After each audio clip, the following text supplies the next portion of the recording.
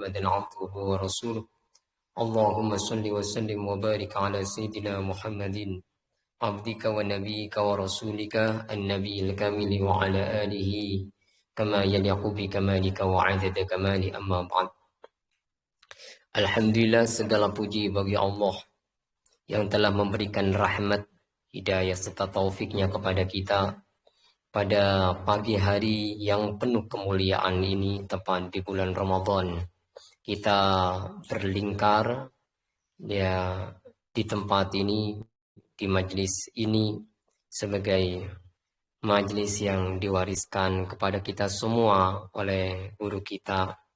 Semoga dengan hadirnya kita pada pagi hari ini bisa mengundang keberkahan, ya, diberkahi usianya, diberkahi rizkinya, diberkahi keluarganya, diberkahi ilmunya, serta diberkahi ibadahnya. Ala hadhihi niyah wa kulli niyatin shalihah. Al-Fatihah.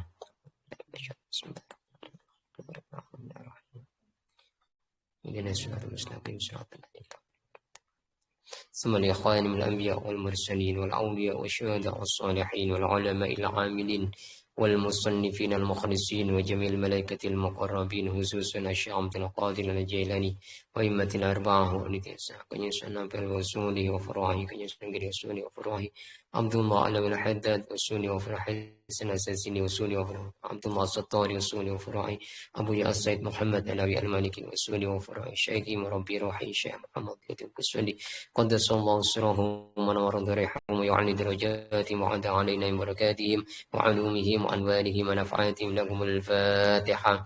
أعوذ بالله من الشيطان الرجيم. بسم الله الرحمن الرحيم. الحمد لله رب العالمين الرحمن الرحيم مالك يوم الدين. إياك نعبد وإياك نستعين اهدنا الصراط المستقيم صراط الذين أنعمت عليهم غير المغضوب عليهم ولا الضالين آمين. ثم لآبائنا ولأمهاتنا وأجدادنا وجداتنا ومعلمينا أستاذنا مشايخنا لهم الفاتحة. أعوذ بالله من الشيطان الرجيم. بسم الله الرحمن الرحيم. الحمد لله رب العالمين الرحمن الرحيم مالك يوم الدين. إياك نعبد وإياك نستعين اهدنا الصراط المستقيم صراط الذين أنعمت عليهم غير المغضوب عليهم ولا الضالين آمين.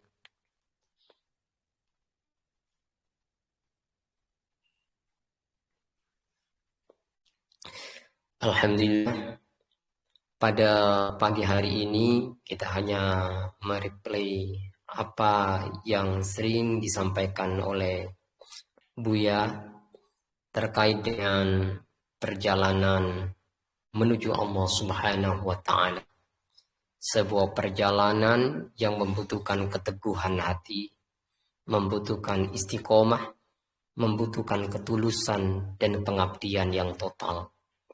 Karena Allah memberi sesuai dengan tingkat usaha yang kita lakukan. Dan apabila kita bersungguh-sungguh di jalan Allah Subhanahu wa Ta'ala, maka Allah Subhanahu wa Ta'ala akan membentangkan jalan kepada kita untuk menuju taqarrub, menuju dekat kepada Allah Subhanahu wa Ta'ala. Apalagi kita sudah berada di sebuah bahrul rahmah atau lautan kasih sayang Allah Subhanahu wa Ta'ala yang dibentangkan kepada kita di bulan ini, yang apabila orang tidak mendapatkan bagian rahmah, mendapatkan bagian maghfirah, mendapatkan juga itqu minan nar, mendapatkan itqu minan nar di bulan dan yang lainnya. Karena seluruh kebaikan itu berhimpun di bulan ini. Seluruh kebaikan Allah, anugerah Allah berhimpun di bulan ini. Ya, inilah muara dari semua kebaikan itu. Jika kita menganggap bulan ini sama saja dengan bulan-bulan yang lainnya, dan intensitas aktivitas kerohanian kita juga mungkin sama atau menurun dari bulan-bulan yang lainnya, ya bagaimana kita bisa mendapatkan sesuatu yang agung, ya di bulan ini. Karena kata Buya bahwa kita mendapatkan sesuai dengan pengagungan kita. Kita mengagungkan guru, maka kita ialah yang paling banyak mendapatkan rahasia-rahasia yang ditransmisikan guru kepada kita. Kita mengagungkan bulan ini, maka insya Allah kita akan mendapatkan bagian yang banyak di bulan ini. Maka itulah yang disampaikan di dalam Al-Quran. Dzalika wa may yu'azzim sya'airallah fa innaha min taqwal qulub. Demikianlah wa may yu'azzim, barang siapa ya yang mengagungkan syiar-syiar Allah, sya'airallah, fa innaha min taqwal qulub, maka sesungguhnya yang demikian itu adalah tanda ada ketakwaan di dalam hatinya. Nah, ini. Jadi kita harus takzim terhadap Ramadan ini dengan mengisi hal-hal yang terbaik. Bahkan takzim terhadap Ramadan itu bukan hanya dilakukan oleh Rasulullah di bulan Ramadan. Takzim kepada bulan Ramadan itu sudah dimulai istiadat oleh Rasulullah sejak bulan Rajab, ya, bahkan lebih-lebih di bulan Sya'ban. Rasulullah menyampaikan, ditanya oleh para sahabat, ya Rasulullah, kenapa engkau di bulan Sya'ban begitu banyak berpuasa? Li ta'zimi Ramadan, karena mengagungkan bulan Ramadan. Ya, seperti Rasulullah begitu besar pengagungannya kepada bulan Ramadan. Ya, apalagi kita ini seharusnya besar pengagungannya kepada bulan Ramadan. Dan hanya orang-orang yang mengetahui akan rahasia yang terbendam di bulan Ramadan itulah yang mengagungkan bulan Ramadan. Seperti Buya sering menyampaikan, jika ada seorang ulama besar datang ke sebuah daerah atau sebuah kampung, maka orang-orang yang mengerti akan kebesaran dan haibah yang memancar dari ulama itu, dia benar-benar akan mengagungkan kehadiran ulama itu. Dan karena dia mengagungkan kehadiran ulama itu, dia yang paling banyak mendapatkan bagian cahaya, nur, ilmu dari sang ulama itu. Tetapi orang yang tidak mengenal ulama itu, apalagi dia hanya seorang pencopet dan dia tetap menjalani profesinya sebagai pencopet, yang dilihat dari ulama itu ya dompetnya. Yang dilihat dari ulama itu dompetnya, bukan keilmuannya, bukan barokah, keberkahan yang ada pada beliau. Ya, demikian juga kalau kita belum mengenal Ramadan, ya Ramadan seperti biasanya saja. Zikir kita biasa, dan di hari-hari yang lain ngaji kita biasa. Ya, kata Buya, sampai orang-orang dahulu itu yang mengenal Ramadan, itu mereka itu menyiapkan untuk nafkah sepanjang Ramadan itu di bulan-bulan sebelumnya. Jadi di bulan Sya'ban itu sudah berakhir, sudah terakhir mereka mencari nafkah. Jadi dari hasil beliau bekerja dari bulan Syawal misalnya sampai bulan Sya'ban itu dipergunakan untuk fokus ya berada di bulan Ramadan sehingga dia tidak perlu bekerja. Karena sudah menyiapkan jauh-jauh sebelumnya, ya. Itulah kenapa? Karena mereka tahu akan keagungan yang ada di bulan Ramadan. Dan menurut Rasulullah, "Lau ya'lamu ummati", andaikan umatku tahu ma fi Ramadan, akan apa yang ada di bulan Ramadan, la tamannau. Tamannau itu menginginkan. Jadi ada namanya tamanni, ada nama taroji. Tamanni itu sebuah keinginan yang begitu tinggi, yang saking tingginya itu kayaknya nggak mungkin capai. Seperti angan-angan gitu. La tamannau. Ya. La tamannau samawati Ramadan. Dia menginginkan sepanjang tahun itu menjadi bulan Ramadan. Ya. Kalau mereka tahu, kata Rasul, kalau mereka tahu akan apa yang ada di bulan Ramadan, maka orang-orang itu ingin sepanjang tahun itu menjadi bulan Ramadan. Ya. Kenapa? Bulan Ramadan itu, bahasa Buya bukan hanya bicara tentang pahala. Pahala itu memang berlimpah di bulan Ramadan. Tetapi ada yang lebih agung daripada pahala itu. Apa itu? Ridho Allah Subhanahu wa Ta'ala. Ketika kita telah menempatkan diri sebagai kekasih. Karena kalau sholat itu kan level ibadah kita sebagai hamba. Kalau zakat adalah makom ibadah kita sebagai khalifah. Sementara puasa Ramadan itu adalah makom ya ibadah kita sebagai seorang kekasih. Sebagai seorang kekasih. Sehingga karena ini kekasih, maka tidak ada yang tahu ini. Ini wilayah yang sangat pribadi, sangat privasi antara kita dengan Allah. Makanya terkait dengan puasa, as-saumuli wa ana ajzi bihi. Puasa itu untukku dan akulah yang akan memberikan pahalanya.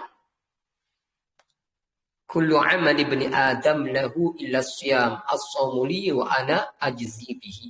Semua amal anak Adam itu untuk anak Adam itu sendiri kecuali puasa. Puasa itu untukku dan akulah yang memberikan pahalanya. Bahkan dalam bahasa Buya, wa ana ajzan bihi. Akulah yang menjadi pahalanya. Jadi ini kita bukan mendapatkan pahala, yang menjadi focusing kita bukan pahala, tapi mendapatkan Allah. Mendapatkan ridho Allah Subhanahu wa Ta'ala. Karena dalam bahasa Buya bahwa ridho Allah itu lebih agung daripada segala-galanya. Jika manusia tidak mendapatkan apa-apa dari kehidupan dunia ini, dan dia mendapatkan satu saja, ridho Allah, maka dia telah mendapatkan segala-galanya. Sebaliknya, manusia mendapatkan segala apa yang dicita-citakan di dunia ini, namun dia tidak mendapatkan ridho Allah Subhanahu wa Ta'ala, sejatinya dia tidak mendapatkan apa-apa. Buktinya dia tidak menemukan kebahagiaan dan ketenangan yang sangat mendalam untuk dirinya.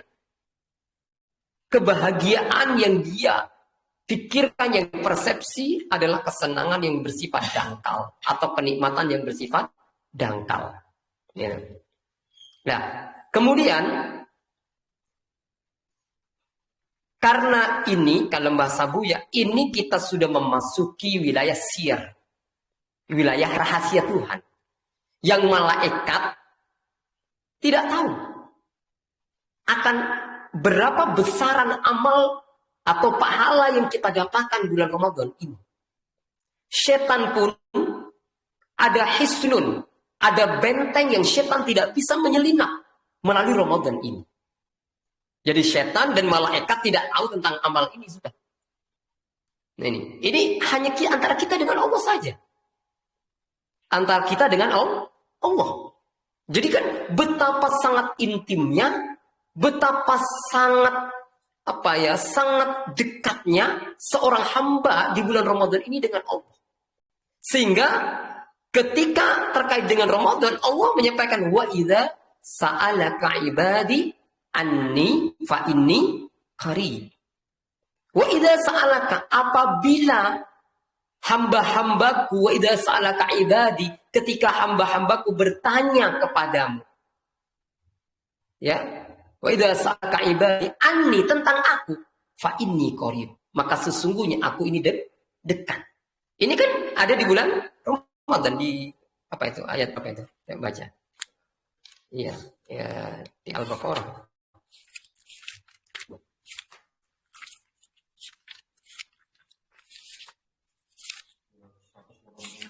186. Coba baca.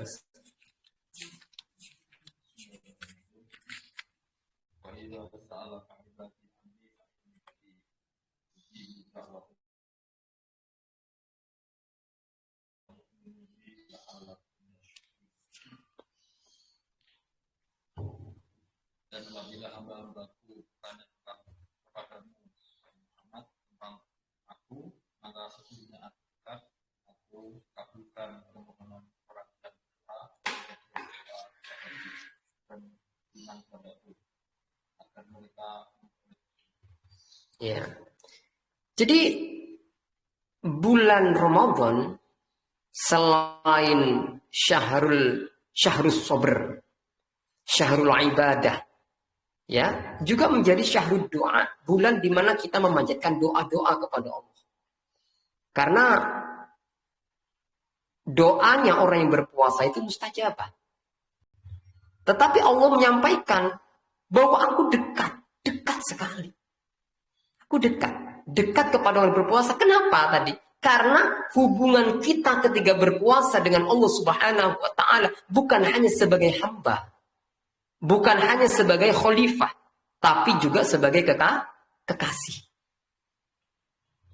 Maka orang yang menjadi kekasih, dia akan mendapatkan rahasia yang tidak terbuka untuk yang lain. Seperti suami istri. Antara suami dan istri punya rahasia masing-masing yang belum tentu, yang tidak bisa dibuka kepada orang lain. Hanya mereka berdua yang mengerti akan rahasia ini. Makanya ketika terkait dengan bicara terkait dengan sir atau rahasia atau hakikat dari puasa, yakni ikhlas, maka Rasulullah sahabat bertanya kepada Rasulullah, ya Rasulullah, ma buat ikhlas? Apa itu ikhlas? Rasulullah tidak bisa menjawab, tanya kepada Jibril. Jibril juga tidak bisa menjawab, bertanya kepada Allah. Apa itu ikhlas? Ikhlas itu sirrun min asrori. Rahasia dari rahasia-rahasiaku, auda'atuhu qalbal mu'min. Yang aku tiupkan, aku curahkan kepada hati-hati orang yang beriman. Dari min abdi, dari hambaku. Ya. Auda'atuhu qalbal mu'min min abdi. Yang aku tiupkan, yang aku curahkan kepada hati-hati orang beriman dari hambaku. Jadi itu rahasia. Itu apa? Allah itu hanya memberikan rahasia kepada orang-orang yang memang menjadi kekasihnya. Nah, karenanya, maka di bulan Ramadan itulah diturunkan semua kitab. Sudah sampaikan kemarin di sini, Al-Quran, dan Suhuf, disebutkan di dalam kitab Durratun Nasihin, disebutkan di situ bahwa Suhuf Ibrahim itu diturunkan di bulan Ramadan. Ya, Taurat diturunkan di bulan Ramadan. Ya, Injil diturunkan di bulan Ramadan. Al-Quran juga diturunkan di bulan Ramadan. Berarti bulan Ramadan itu momentum di mana Allah Subhanahu wa taala menurunkan seluruh kitab samawi. Itulah yang kemudian memposisikan Ramadan sebagai syahrul ilmi, sebagai bulan ilmu. Maka benar kata Buya, puasa itu hanyalah sekedar sebuah wahana untuk support, untuk mendukung kita mendapatkan cahaya, inspirasi, pencerahan, ilmu dari Allah Subhanahu wa taala. Jadi conditioning, mengkondisikan diri kita agar nanti ilmu itu turun kepada kita. Jangan berpuasa tanpa ilmu, seperti kata Buya dulu. Orang berpuasa tanpa belajar ilmu itu seperti orang punya alat, tapi tidak ada raw material yang masuk ke alat itu, tidak ada hasilnya. Jadi puasa itu seperti alat. Seperti kalau ada di Madura itu namanya selip. Selip itu kan memproses dari jadi padi, jadi beras kan gitu kan. Jadi kalau nggak ada yang masuk ke selip ini, yang nggak ada beras di sini. Hanya ada alatnya saja. Nah, yang dimasukkan di sini itu Al-Quran. Al-Quran yang tidak hanya sekedar membaca, huda. Huda itu hanya dibaca, tapi juga wabayinatin. Menjadi bayan. Bayan itu apa? Bayan itu berarti menjelaskan penjelasan Al-Quran. Kemudian minal huda wal furqan. Jadi huda itu juga furqan. Nah, untuk kemudian Al-Quran itu jadi furqan ini, itu diproses. Dengan apa? Dengan puasa. Ya ini kan furqan ini hasil dari orang bertakwa. Coba kita baca lagi surat Al-Anfal. Ini mohon maaf ini, saya tidak mempersiapkan materi ini ya, kalau ngalir saja. Karena ini sudah sampaikan Buya dulu.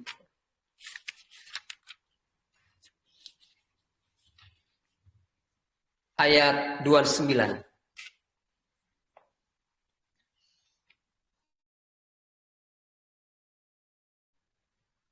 Wahai orang-orang beriman, jika kamu bertakwa kepada Allah, niscaya dia akan memberikan furqan, kemampuan membedakan antara yang hak dan yang batil kepadamu, dan menghapus segala kesalahanmu dan mengampuni dosa-dosamu. Allah memiliki karunia yang besar. Ya.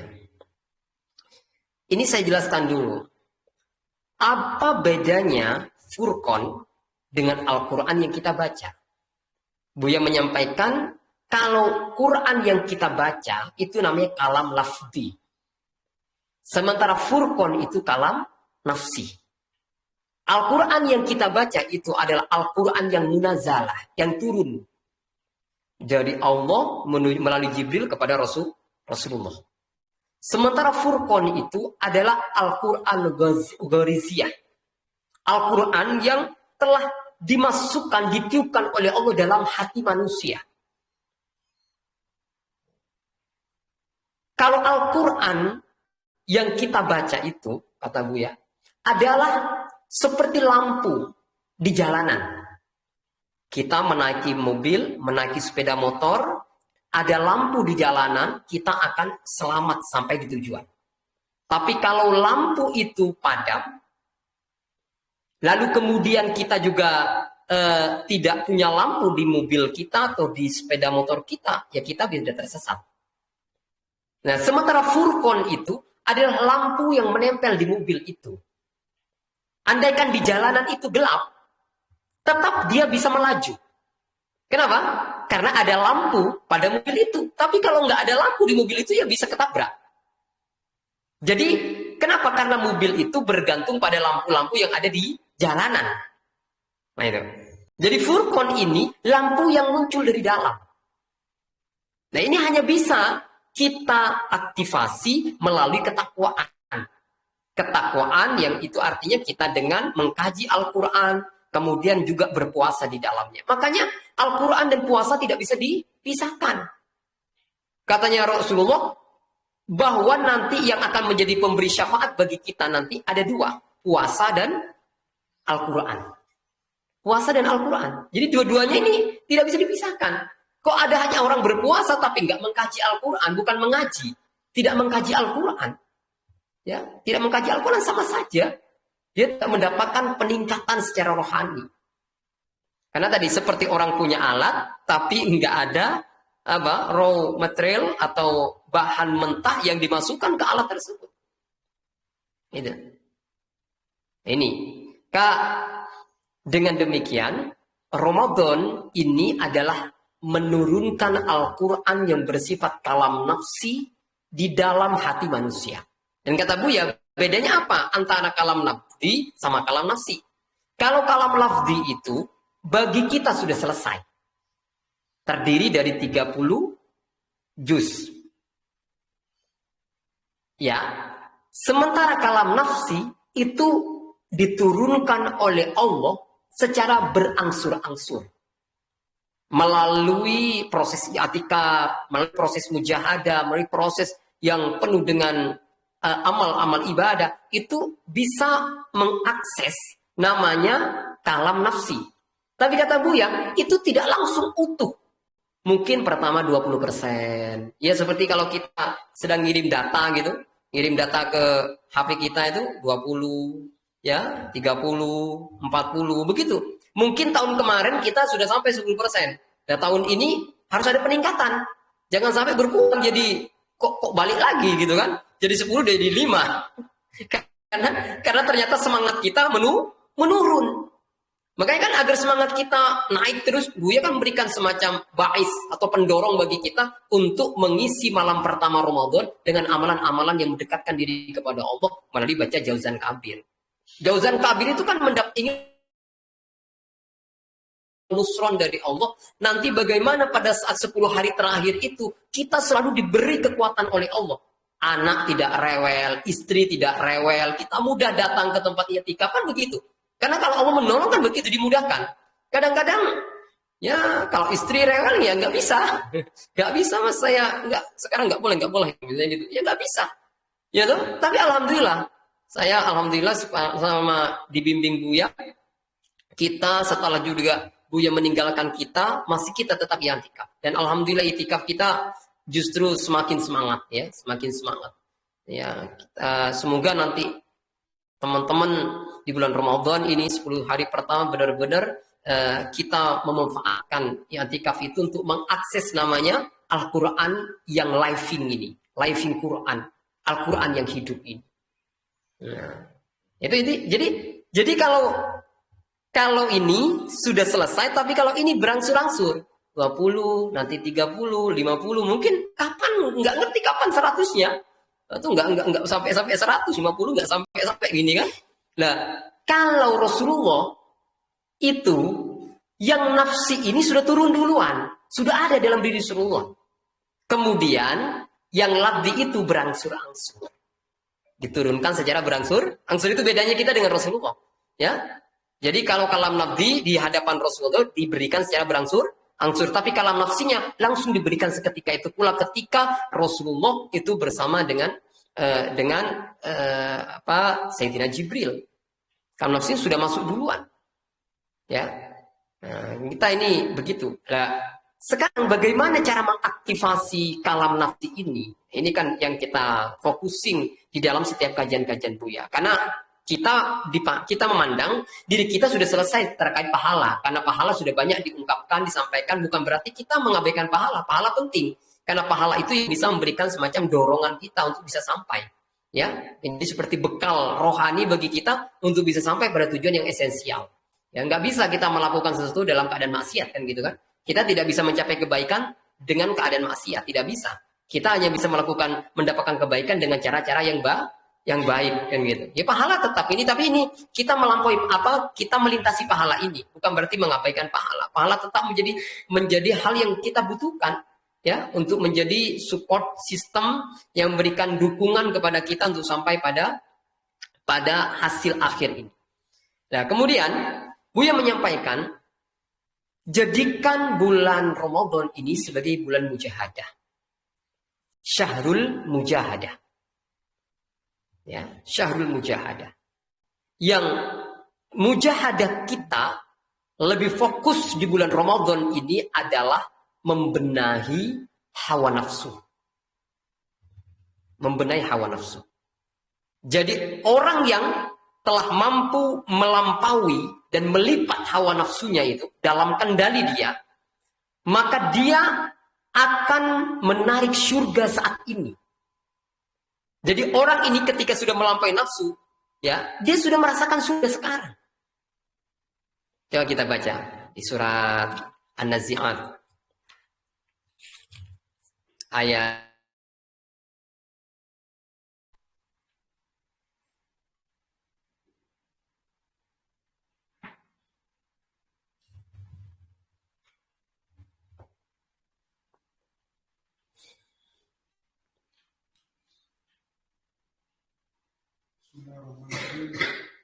dan adapun orang-orang yang takut kepada kebesaran Tuhannya dan menahan diri dari keinginan nafsunya, maka sungguh surgalah tempat itu. Jadi orang yang bisa mengendalikan hawa nafsunya, jadi dirinya itu bisa mengendalikan hawa. Hawa itu keinginan. Sebenarnya semua berasal dari keinginan. Orang itu menuntut banyak terhadap kenyataan, terhadap orang, terhadap keadaan. Itu karena hawa. Ketika tuntutannya tidak dipenuhi, dia kemudian timbul namanya nafsu yang kedua, ghadab. Dia dibenci kepada orang. Kenapa aku nggak diberi? Saya sudah minta nggak diberi. Saya minta dihormati nggak diberi penghormatan. Itu akhirnya timbul namanya ghadab. Ya, nafsu itu kan hanya ada dua dalam bahasa Buya. Meskipun banyak sebenarnya nafsu itu, tapi diringkas oleh Buya hanya ada dua. Yaitu nafsu syahwat, nafsu ghadab. Ketika orang telah mampu melampaui nafsu syahwat, nafsu ghadab ini, maka dia akan merasakan surga. Merasakan surga. Sekarang, jadi kebahagiaan itu tidak seperti konsep orang Barat. Orang Barat kan membangun konsep bahwa kebahagiaan itu bergantung terpenuhinya keinginan. Tapi kita orang Islam itu kebahagiaan adalah ketika mampu mengendalikan keinginan.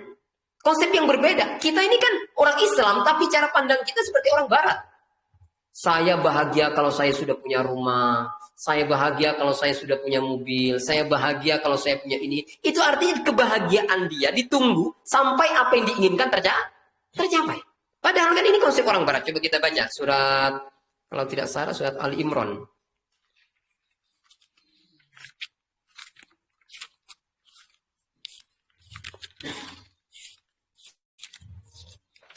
Ya, ayat terakhir ya. Wala yughranaka itu. Ayat 196 sampai 197.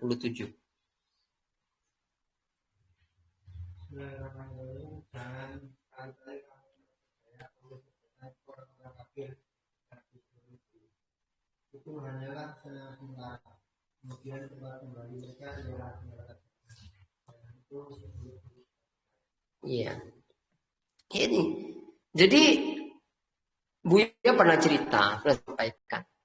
Kehidupan dunia ini sementara, Bang. Sementara banget.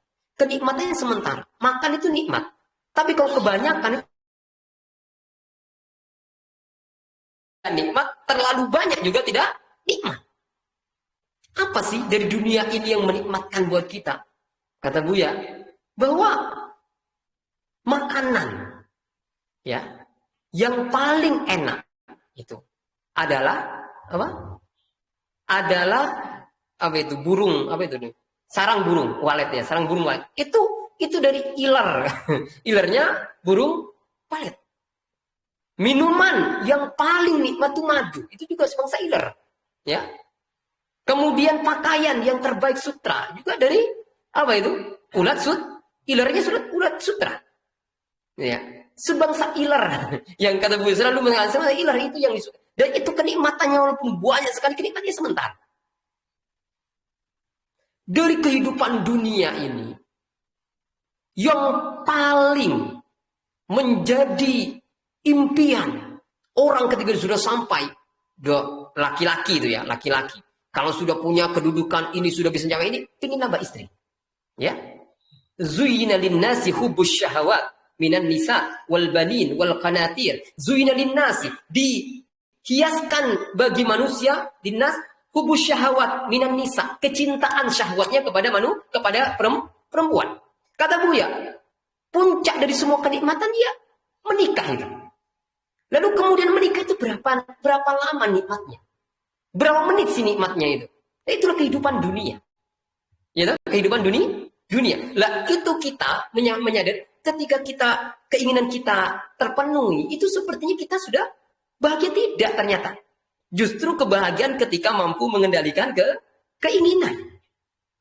Ada sebuah penelitian, saya baca buku, ada orang dapat lotre, ya tiba-tiba dia dapat undian dan dia tiba-tiba jadi kaya raya. Setelah dia diajak diskusi gitu ya, kebahagiaan kamu itu kira-kira berlangsung berapa lama? Ya mungkin sehari saja, besoknya sudah biasa lagi. Kenapa? Karena memang dia mendapatkan itu bukan dari usaha, bukan dari effort, dari jerih payahnya. Ya dia mendapatkan dari orang, kemudian kebahagiaannya juga sementara. Beda halnya ketika dia mendapatkan itu dari hasil jerih payah, berkeringat, maka dia mungkin lebih langgeng kebahagiaannya, tapi langgengnya juga tidak langgeng-langgeng amat. Ya toh? Karena kan Rasulullah menyebutkan as-saum ala qadrit ta'ab, bahwa pahala bergantung dengan kadar kepayahan, kadar keletihan, kadar kelelahannya. Nah ini konsep Islam, konsep Barat. Konsep Barat adalah kebahagiaan ketika bisa memenuhi keinginan. Tetapi konsep Islam, kebahagiaan itu apabila mampu mengendalikan keinginan. Ya, mampu mengendalikan keinginan. Karena keinginan ini seperti anak kecil. Kan an-nafsu katifli. Nafsu itu seperti anak kecil. Anak kecil itu diberi ini, dia senangnya sementara saja.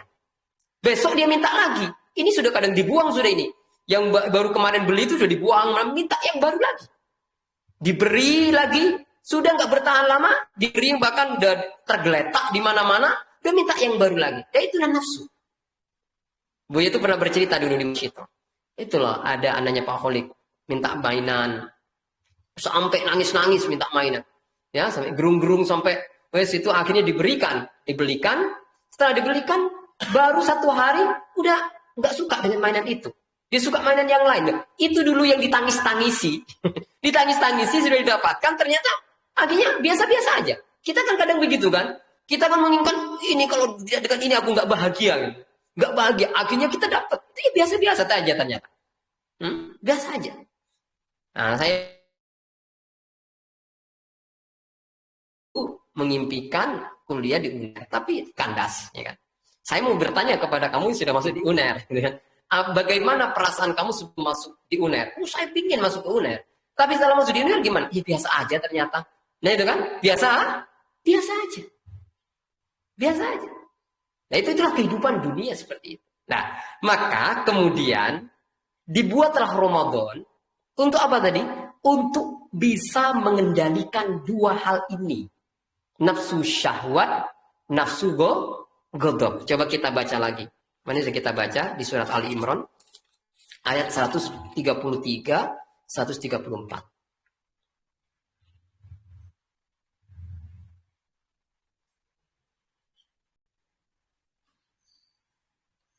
Bismillahirrahmanirrahim.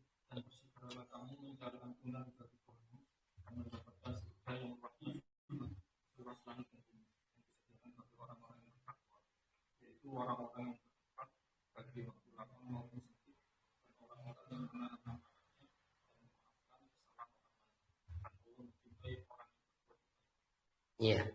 Jadi ini Buya selalu menyampaikan inilah output dari Ramadan.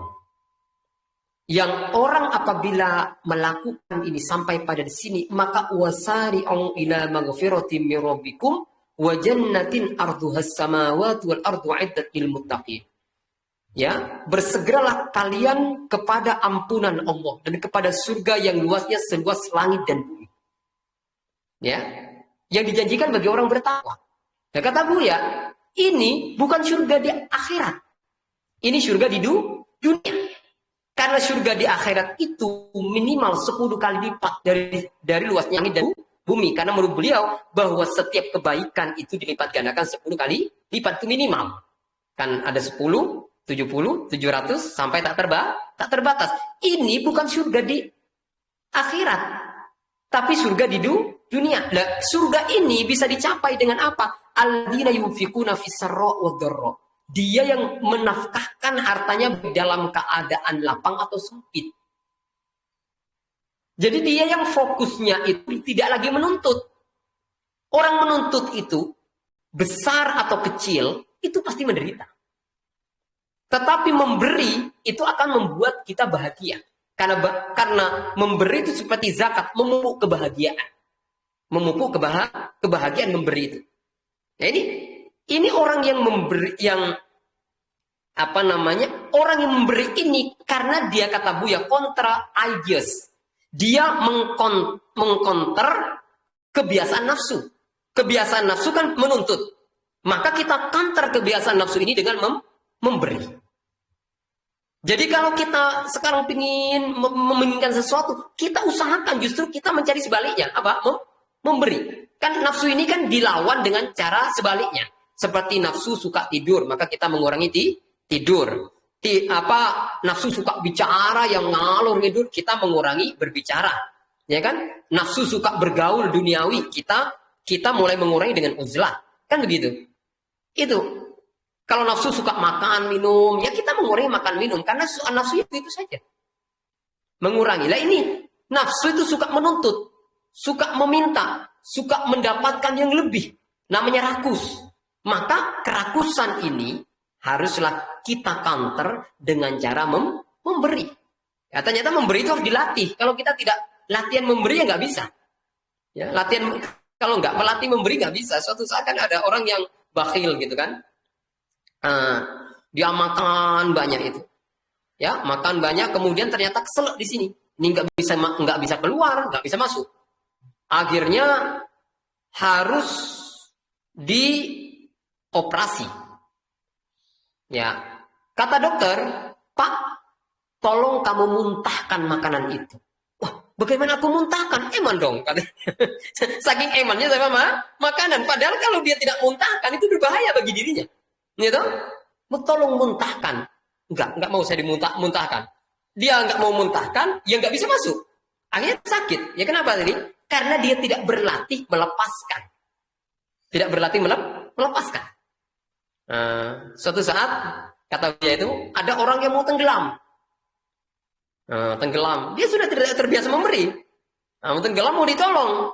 Berikan tanganmu kepadaku. Enggak, mau katanya.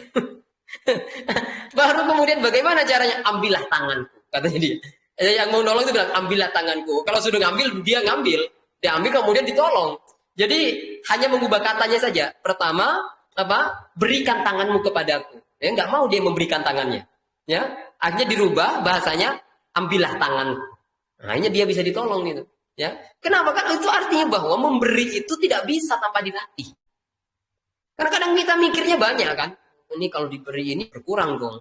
Berkurang begini nanti padahal kebutuhannya kebutuhan ini macam-macam. Wah, habis ini kalau diberi. Wah, ada enggak. Ya kan? Ini kan dia pakai logika setan. Yang setan itu selalu menakut-nakuti dengan kekurangan. Sementara rahmat Allah itu tidak terbatas. Kemudian yang kedua adalah wal kadhiminal ghaidh. Ini kan godop ini. Godop itu marah. Pingin marah. Jadi ini pada hal yang disukai, kalau yang yumfikuna fis sarra wad dharra ini, dia apa yang disukai lepaskan. Tapi wal kadhiminal ghaidh ini sesuatu yang benci. Dia pingin marah aja, ketemu yang ini marah aja pinginnya. Maka menahan marah itu adalah cara kita mengcounter nafsu ghadab. Mengcounter nafsu ghadab. Jadi orang yang memuntahkan kemarahan itu berpikir dia sudah lega. Aku lega, aku udah marahin dia udah. Itu ternyata tidak. Dia nanti akan cari objek yang lain yang mau dimarahi. Sebelumnya suaminya, nanti cari anaknya, setelah itu tetangganya dimarahin juga. Jadi nafsu itu tidak bisa dipenuhi dengan apa? Tidak bisa selesai dengan dipenuhi. Justru dia selesai ketika dikendalikan. Makanya kan Rasulullah menyampaikan laisa sadid bisyura'a walakinna yamliku nafsa 'indal ghadab. Nah, orang yang terkuat itu bukan orang yang bisa menampar, memukul orang lain, terjungkal sampai. Tapi walakinna yamliku nafsa 'indal ghadab, akan tapi orang yang mampu mengendalikan dirinya pada saat dia marah. Ya, menahan marah. Kata Buya, ya kalau kamu tidak bisa puasa sunnah, ya mujahadah dalam bentuk puasa, ya puasa lahir, ya kamu puasa batin. Ternyata puasa batin lebih sulit daripada puasa lahir. Suruh nggak marah sehari itu kayaknya harus sendirian. Kalau sama banyak orang kayaknya sulit untuk tidak marah, ya kan? Ya kan? Jadi puasa batin itu lebih sulit daripada puasa lahir. Kalau kita hanya menahan makan dan minum sehari bisa. Tapi menahan agar tidak marah dalam sehari itu kayaknya tidak bisa. Kecuali kita menyendiri. Ya, meditasi di gua, nggak ada apa-apa, makanan ada, ini ada, semua terfasilitasi, kita nggak akan marah. Kan kita jadi marah kalau ada sesuatu keinginan kita tak terpenuhi, kadang marah. Kalau semua terpenuhi ya nggak bisa marah, yang gitu kan. Jadi menahan marah. Nah, kemudian dari menahan marah ini, kenapa para aulia itu bisa mencapai kewalian hanya karena menahan marah? Ini masalahnya kan gitu kan, hanya menahan marah saja. Ya karena dia mampu melampaui nafsunya. Jadi wali karena dia bisa menahan marah. Sebenarnya ya hebatnya dia karena mampu mengendalikan hawa nafsunya, nafsu ghadabnya. Kan kata Imam Ali kan, mengalahkan, ya menaklukkan diri sendiri jauh lebih sulit daripada menaklukkan sebuah kota. Nah beliau, ya, menaklukkan diri sendiri lebih sulit daripada menaklukkan sebuah kota. Ya, menaklukkan teman tapi musuh itu lebih sulit daripada yang jelas-jelas itu musuh kita. Nah, ya. Jadi nafsu ini kan kata Buya TTM, teman tapi musuh. Teman selalu menemani kita setiap hari. Kalau nggak ada nafsu kita nggak bisa ngapa-ngapain. Tetapi dia musuh. Ya, kalau kita mau membunuh atau orang yang sudah ada di rumah kita lebih sulit daripada orang yang ada di luar rumah kita. Ini ada di dalam diri kita ini. Nah, nafsu ghadab ini. Makanya nafsu ghadab itu termasuk juga nafsu syahwiyah, nafsu buas. Ya, ingin menguasai orang, ingin mengendalikan orang lain, ya, ingin memakan orang lain, ingin mengganyang orang, mencelakai orang, itu kan nafsu-nafsu ghadab semua ini, nafsu syahwiyah kan. Buya kan menyampaikan ada 4 nafsu kan ya. Apa? Nafsu syaitaniyah, nafsu bahimiyah, nafsu syahwiyah, nafsu rububiyah. Ya kan? Nafsu syaitaniyah itu diretas dengan sholat. Nafsu bahimiyah diretas dengan zakat. Nafsu syahwiyah didekat dengan puasa. Karena nafsu rububiyah itu diretas dengan haji. Ada 4 nafsu. Tapi kemudian Buya meringkasnya menjadi 2. Nafsu syahwat dan nafsu ghadab. Kemudian yang berikutnya, ini masih nafsu ghadab. Wal kadhiminal ghaidha wal 'afina 'anil nas. Karena kadang-kadang itu nanti kemarahan-kemarahan yang berlama-lama menumpuk itu mengendap dalam diri kita menjadi benci, menjadi dendam, ya, bahkan kemudian dia tidak bisa tidur. Ya kan awalnya dari kebencian-kebencian tadi itu. Nah, maka dia tidak bisa keluar kebencian ini kalau dia tidak memaafkan kesalahan orang lain. Nah ini. Tetapi bagaimana cara memaafkan? Dia kalau belum memaafkan dapat pahala. Iya, memang dapat pahala, tapi sulit memaafkan kalau kesadaran kita masih kesadaran hitam putih. Ya, dia salah, saya benar. Tapi kalau pemahaman kita sudah sampai pada tauhidul af'al, itu adalah juga bagian perbuatan Tuhan. Wa ma wallahu khalaqakum wa ma ta'malun, bahwa Allah menciptakan kamu dan apa-apa yang kamu kerjakan, kita menyadari ini juga dari Allah. Sehingga apa? Kita mudah memaafkan kesalahan orang lain. Karena kalau aku tidak ridho dengan perbuatan orang itu, sejatinya aku juga tidak ridho dengan perbuatan Tuhan kepadaku. Kan begitu? Nah, kalau Tuhan tidak ridho kepadaku, bagaimana aku mendapatkan ridhonya Allah? Bukankah ridhonya Allah itu bergantung apakah aku ridho kepada Allah atau tidak? Kalau aku tidak ridho sama Allah, bagaimana aku dapat ridhonya Allah? Kan ridhonya Allah itu hanya diraih ketika kita ridho dengan ketetapan Allah. Allah kan begitu. Yaitu akhirnya kalau demikian mudah kita maafkan orang lain, dan bahkan ini adalah merupakan sebuah jalan tercepat untuk bisa meraih kedudukan yang tinggi di sisi Allah. Di surat apa itu? Wa jazaa'u sayyi'atin atau ya? Wa jazaa'u sayyi'atin sayyi'atu misbah. Seingat saya bukan itu, tapi coba cari Mas.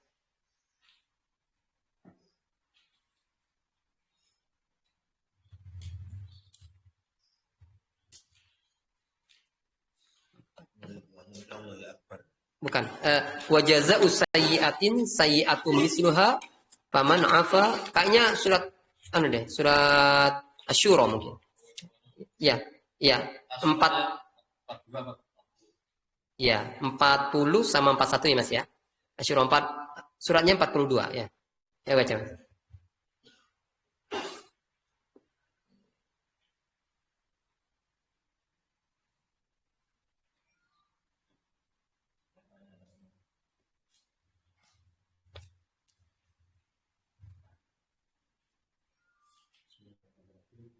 Dan balasan suatu kejahatan adalah kejahatan yang setimpal. Tapi barang siapa maafkan dan berbuat baik kepada orang yang berjahat, maka pahalanya dari Allah. Itu sudah tidak menyukai orang baik. Iya. Ini benar. Jadi wa jazaa'u sayyi'atin, balasan keburukan, sayyi'atun misluha, adalah keburukan yang sama. Faman afa, tapi barang siapa yang memaafkan, wa aslaha, ya, dan berbuat baik atas orang yang berbuat jahat tadi itu, fa ajruhu 'ala Allah, maka pahalanya langsung dari Allah. Innahu la yuhibbul zalimin, sesungguhnya dia Allah la yuhibbu tidak senang kepada orang-orang yang zalim. Jadi orang yang memaafkan itu pahalanya tanpa batas. Sebagaimana sabar tadi pahalanya tanpa batas. Orang yang sabar dan tidak marah itu pahalanya tanpa batas. Makanya kenapa orang-orang ini bisa mencapai kewalian, karena dia memproduk pahala-pahala tanpa batas. Kalau kita kan, kalau orang hanya dapat pahala melalui amal-amal terbatas, sholat, puasa, sholat, zakat, dan semacamnya yang sifatnya terbatas, ya bagaimana dia bisa mendapatkan poin yang tak terbatas dari Allah? Kita kan harus mencari jalan menemukan poin-poin terbatas dari Allah ini kan. Apa pahala tak terbatas itu ya? Tidak marah, itu ternyata nilainya tak terbatas. Innama yufassabuna ajrahum bighairi hisab. Dan yang kedua adalah memaafkan kesalahan orang lain, itu tak terbatas. Nah inilah yang ditekankan di bulan Ramadan. Jangan sampai masih kita sekarang masih memendam kebencian, ya dendam, ya dengki sama orang lain, itu udah berlalu. Kalau masih ada di sini nggak ngerti kita Ramadan benar-benar Idul Fitri atau tidak, ya, atau hanya Idul Fitri dalam artian kembali makan. Idul Fitri kembali makan, bukan Idul Fitri kembali suci. Ya, ini kita yang sering ditekankan Buya ini, ya. Jadi inilah hasil Ramadan, kata Buya. Hasil Ramadan itu ada 3. Rahmah, maghfirah, itqu minan nar. Orang yang sudah mencapai rahmah, ya dia mau memberi pada orang lain. Karena tanda orang mendapatkan rahmah, kata Buya, adalah dia selalu tergerak untuk memberi. Kalau hanya punya orang yang punya uang yang bisa memberi uang. Hanya orang yang punya rahmah, punya kasih sayang dalam hatinya, yang bisa memberi rahmah kepada orang lain. Memberi kasih sayang. Makanya, ar-rahimuna yarhamuhumullah. Orang-orang yang penuh kasih sayang, maka Allah menyayangi mereka. Irhamu man fil ardi, yarhamukum man fis sama. Cintailah apa-apa yang ada di langit, ada di bumi, maka yang di langit mencintaimu. Innama yarhamu min ibadihi ruhama. Hanya Allah mencintai yarhamu min ibadihi ruhama dari orang-orang yang hamba yang punya cinta dalam hatinya. Ya tanda, kata Buya, tanda kita ini mendapatkan kecintaan Allah, ya kita mencintai sesama. Selalu ingin berbagi dengan orang lain, selalu ingin menolong orang lain, bukan menuntut orang lain. Ya, jadi setelah Ramadan itu jiwa kita berkelimpahan, bukan mengalami kelangkaan. Bolehlah BBM atau apa mengalami kelangkaan, tapi cinta kita jangan sampai mengalami kelangkaan. Kalau mengalami kelangkaan berarti Ramadannya belum tercapai. Ini level pertama. Kemudian maghfirah, dia apa kata Buya? Orang yang sudah mencapai maghfirah itu, mendapatkan maghfirah, dia mudah mengampuni orang lain. Mudah memaafkan kesalahan orang lain. Ya, tidak gengsi. Memberi maaf pada orang itu enggak gengsi. Bahkan dia bersyukur telah digerakkan hatinya oleh Allah untuk memaafkan kesalahan orang lain, karena Allah telah menyematkan, kata Buya, sifat al-afu dan al-ghafurnya kepada dia. Kita jadi khalifah al-afu dan al-ghafur. Bersyukur malah, bukan malah gengsi. Ya, karena kita tidak bisa memaafkan tanpa sifat al-afunya Allah disuntikan kepada kita. Ya toh? Kita tidak bisa memberikan rizki atau membantu orang lain dalam bentuk rizki kalau Allah tidak menyuntikkan sifat ar-razzaqnya kepada kita. Jadi semua itu kan sebenarnya amalnya Allah tapi melalui kita. Ya kan, ketika kita bisa memaafkan kesalahan orang lain, ya kita bersyukur karena kita digerakkan oleh Allah, dilapangkan hati kita oleh Allah untuk memaafkan kesalahan orang lain. Ya, dan ini pasti bahagia karena dia sudah menjadi kekasih Allah, menjadi khalifah Allah, dan dia menjadi wakil Allah di muka bumi, dan dia telah merefleksikan apa yang menjadi sifat-sifatnya Allah. Ya. Nah, kemudian apa? Itqum minan nar. Apa tanda itqum minan nar? Wallahu yuhibbul muhsinin. So, Allah mencintai orang yang berbuat muhsin. Muhsin ini dua nafsu digabung. Dia sebenarnya benci sama orang tapi memaafkan.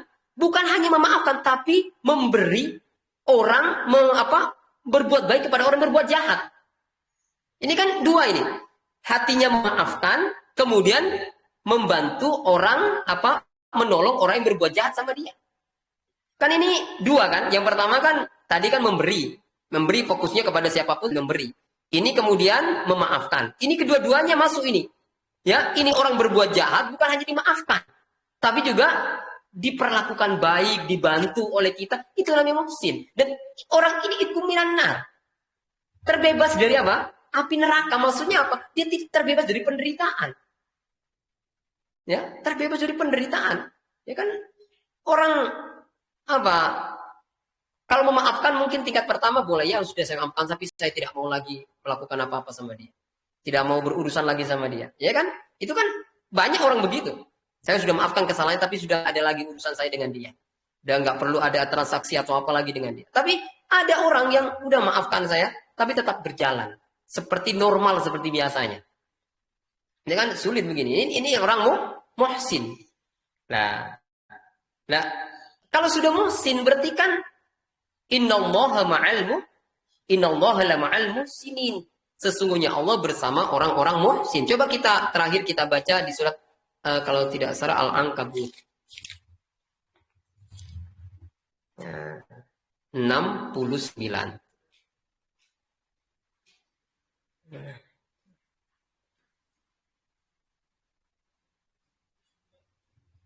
Ya. 29 surat 29 ayat 69. Terakhir yang terakhir. Dan orang-orang yang berjihad untuk mencari keridhaan kami akan tunjukkan kepada mereka jalan-jalan kami. Dan sungguh Allah beserta orang-orang yang berbuat baik. Ya. Jadi ujung terakhir dari perjalanan menuju Allah itu kan mencapai muhsin. Ujung terakhir mujahadah. Berarti kan setelah mujahadah namanya musyahadah. Musyahadah itu menyaksikan semua adalah dari Allah. Dan itu adalah pertunjukan atau konser ilahi katanya Buya. Konser Tuhan. Konser tunggal. Maka dia sudah mencapai muhsin. Ya, mencapai muhsin. Dan artinya apa? Ujung perjalanan mujahadah itu dia nanti mendapatkan buah bernama muhsin. Ya seperti tadi Al-Qur'an tadi menyampaikan bahwa buahnya apa? Alladzina yunfikuna fis sarra wad dharra wal kadhiminal ghaidha wal 'afina 'anil nas wallahu yuhibbul muhsinin. Allah mencintai orang-orang yang berbuat muhsin. Nah, makanya Ramadan ini sebenarnya mendidik kita nantinya untuk menjadi orang yang bukan hanya bertakwa, tapi orang yang muhsin. Karena kan iman, takwa dan ihsan. Ya, iman, takwa dan ihsan. Ya, ihsan itu adalah di atas atau buah terakhir dalam perjalanan.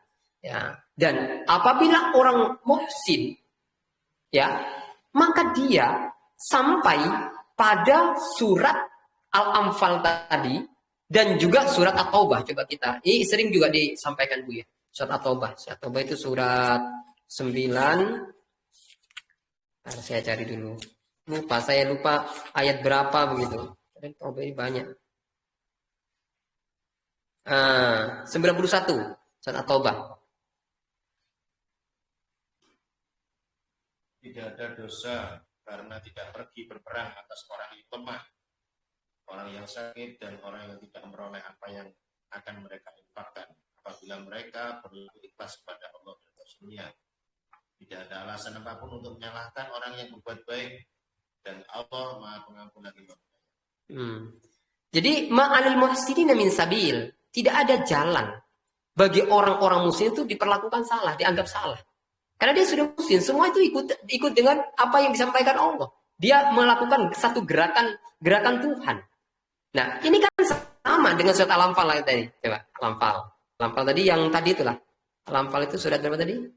Surat 8 ayat 29 ya. Nah, kita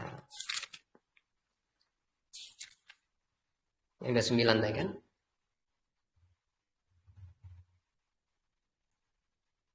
Coba lagi, baca lagi.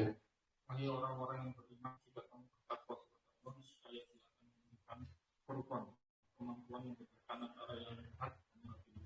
Kamu hapus segala kesalahanmu dan mengampuni dosa-dosamu.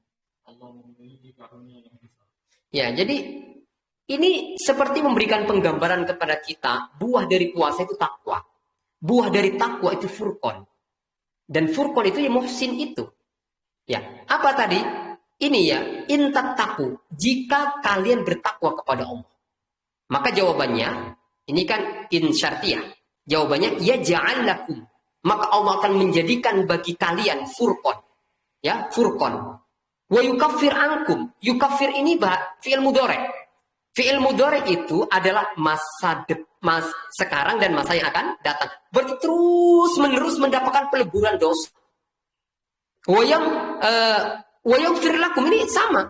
Dzunubakum. Ini artinya apa? Orang ini tidak melakukan dosa karena mendapatkan penjagaan dari Allah Subhanahu wa taala. Maka sama dengan hadis Rasulullah menyampaikan, sering kali dikutip oleh Buya, man shoma Ramadhana imanan wa ihtisaban aghfira lahu ma taqaddama min dzambihi wa ma ta'akhkhar. Kan di dalam hadis kan ada hanya min dzambihi ma taqaddama min dzambihi. Tapi ada hadis yang lain yang mengatakan ma taqaddama min dzambihi wa ma ta'akhkhar. Jadi dosa-dosa di masa lalu dan dosa di masa yang akan datang. Kenapa? Karena dia mendapatkan hifid dari Allah. Dia sudah masuk dalam lingkaran atau circle orang yang muhsin. Karena semua kan bergantung hatinya. Kalau hatinya baik meskipun dia ketika berbuatan salah, tapi hatinya baik ya Allah mengukur hatinya. Nah inilah, maka ini yang kita ingin capai di bulan Ramadan. Ini adalah muhsin. Menjadi orang yang muhsin. Bukan hanya kita memberi, bukan hanya sekedar memaafkan pada orang yang berbuat salah, tapi bahkan kepada orang yang berbuat salah, kita memaafkan sekaligus memberi. Sekaligus memberi. Kita tetap berlaku menjadi keteladanan dari Buya pada kita. Menggagalkan proyeknya Buya, membangun pondok di Malang. Sudah tinggal berapa hari saja itu akan dibangun. Kemudian ada orang menyampaikan ke pihak yang bersangkutan bahwa beliau adalah Syiah. Lalu kemudian dihentikan dan tidak terkirimkan, tidak jadi proyek itu. Dan orang itu ada. Dan kalau datang ke rumah Buya, Buya seperti tidak ada masalah dengan dia. Buya tetap melakukan kebaikan kepada dia. Padahal itu fitnah. Nah itulah keteladanan Buya yang harus kita ambil. Ya, bayangkan sudah tinggal, bahkan saya dulu pernah hadir acara Riyadul Jannah itu. Riyadul Jannah kan dalam rangka bangun pondok itu. Yang besar itu acaranya di Malang. Nah kan sebentar lagi itu kan dibangun pondok. Pertama masjid dulu, setelah itu pondok. Sudah ada pendananya dari Malaysia atau dari mana? Nah Singapura. Kan tinggal berapa hari lagi dia sudah mau ke Surabaya, ditunggu sama Buya, ternyata tidak jadi ke Surabaya. Kenapa? Karena ternyata ada orang mengabarkan Buya itu adalah aliran Syiah. Enggak jadi. Ya, meskipun itu terjadi sama Buya, ya orang ini tetap diperlakukan baik sama Buya. Ini kan muhsin. Inilah yang sulit. Mungkin soal sholat malamnya, soal apa mungkin Buya ketika sudah sakit ya kalah sama kita mungkin ya. Ya, walaupun sholatnya beliau kan hanya 2 rakaat, kita masih bisa 8 rakaat gitu ya. Tetapi amal-amal ini yang sebenarnya membuat beliau mengalami lompatan. Ya, mengalami lompatan itu orang seperti ini. Ya, dendam bos aku enggak, ya, dendamnya mesti ada, tapi enggak. Justru masih tetap berbuat baik. Tetap berbuat baik. Dan di orang itu sering datang ke rumah Buya masih seperti enggak ada masalah, datang Buya konsultasi, ya, dilayani. Ya, itulah yang kita berikan kajian hari ini tentang bahwa kebahagiaan itu adalah mengendalikan nafsu. Dan itulah diajarkan oleh Ramadan. Nanti kita akan bahas lagi tentang beberapa perjalanan mujahadah sampai nanti muraqabah sebagaimana yang diformulasikan oleh Buya kepada kita semuanya. Kita replay saja. Makanya saya sengaja tidak lagi membaca buku, nggak membaca kitab, nggak baca apa. Saya hanya menyampaikan, bahkan saya tidak menyiapkan materi ini bagaimana, saya nggak tahu. Yang penting saya ingin menyampaikan apa yang disampaikan Buya. Murni semua apa yang disampaikan Buya. Semoga ini semua tersampaikan dan bisa dipahami oleh kita semua di hari ini. Demikian dari saya, mohon maaf bila ada kesalahan, mungkin nanti tutup dengan zikir. Enggak Mas.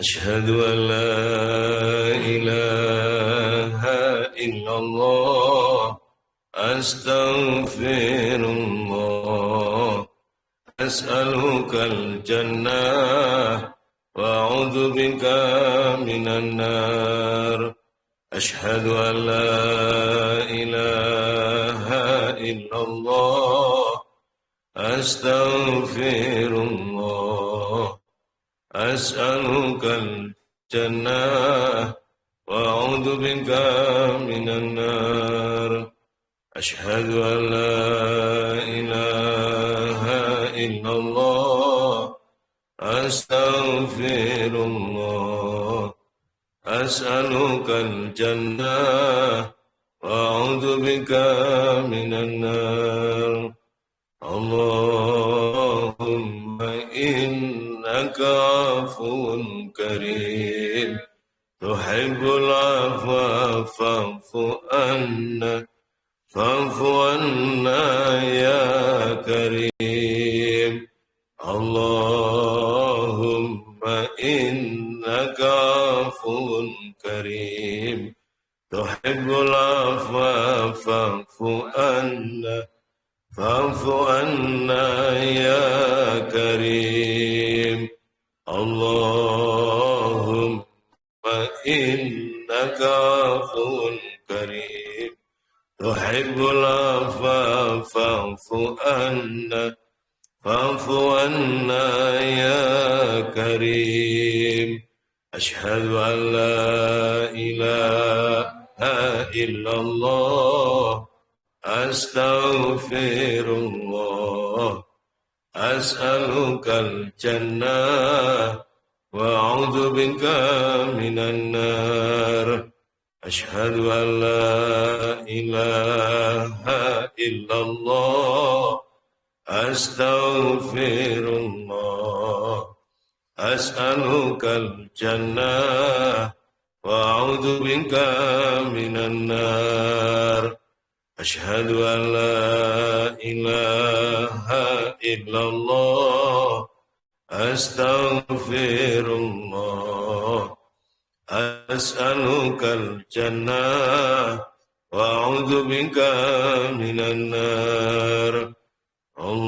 اللهم إنك عفو كريم تحب العفو فاعف عنا يا كريم اللهم إنك عفو كريم تحب العفو فاعف عنا يا كريم اللهم إنك عفو كريم تحب العفو فاعف عنا يا كريم أشهد أن لا إله إلا الله أستغفر الله أسألك الجنة وأعوذ بك من النار أشهد أن لا إله إلا الله أستغفر الله أسألك الجنة وأعوذ بك من النار أشهد أن لا إله إلا الله أستغفر الله أسألك الجنة وأعوذ بك من النار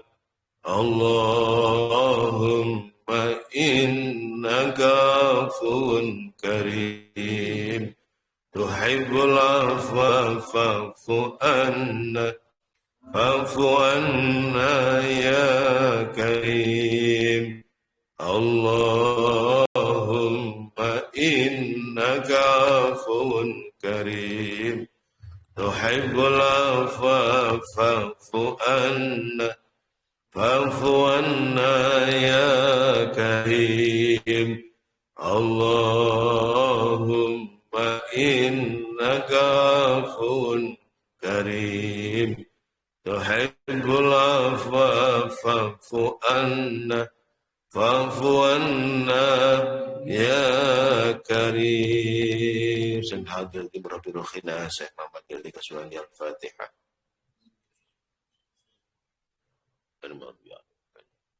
Assalamualaikum warahmatullahi wabarakatuh.